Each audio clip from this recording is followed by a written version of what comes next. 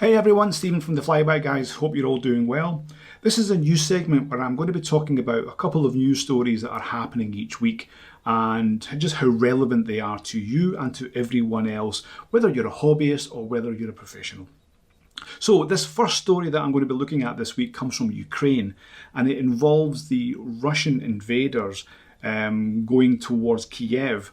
Now there's a young drone pilot, and if I get his name right, it's Andrei Pokrasa, if that's his name, and I hope I get that right, and please forgive me if I get it wrong, Andrei.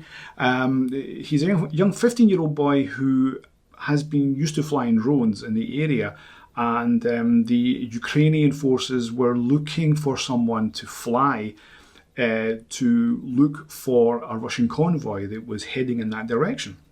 So they reached out to Andrei and asked him if he could fly his drone and look for any convoy that was coming that way, which he said he would do with the help of his father. His mother wasn't too happy about it, obviously.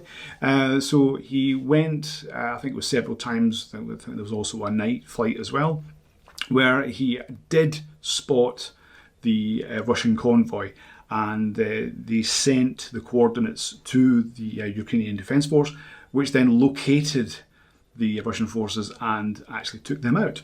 So a very, very good story in terms of using a drone to help. Of course, Andrei was a little bit conflicted by, obviously, yes, he was happy with saving his hometown, but at the same time, taking out the Russians, which he felt, let's say morally bad about, but of course it really had to be done.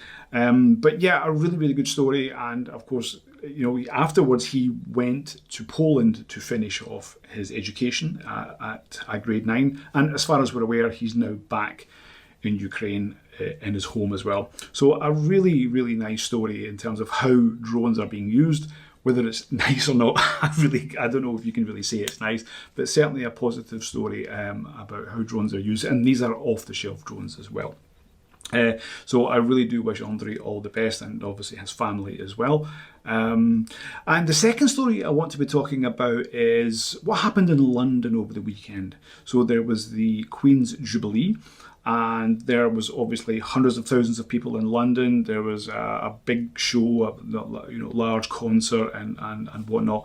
But there was also a drone light show, and this was executed by Sky Magic. Sky Magic are a UK drone light show company, and they just done a show in Australia the week before. That was in Sydney. That was for it was for Paramount, I think. So that was a 600 show. So this show was a 400 show. Kind of an odd number to do, 400. It's usually either 300 or 500, then maybe 1,000, and then onwards. But 400 were used. I suspect that probably because 600 were in Australia, and they were maybe on their way back. But of course, when you're working with two fleets, then you have to do the best way you can. But why this show was so special was they had done the show without any rehearsals on that location, and that's a very difficult thing to do.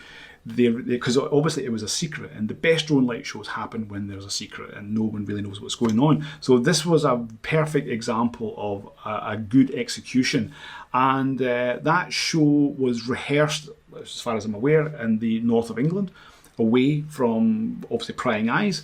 But it doesn't give you the ability to check any of the data. So, for example, if there's any radio, let's say, issues on the ground or even elsewhere. But the fact that that was executed in that location, given the amount of security, as well as hundreds of thousands of people which are all using their cell phones, and you have security which would possibly knock out some of the drones. This was an incredible show, and in fact I would say this is probably one of the most impressive shows that has been done for a long time. You can look at those shows and you can see how amazing they look, but you don't really understand what's going on behind.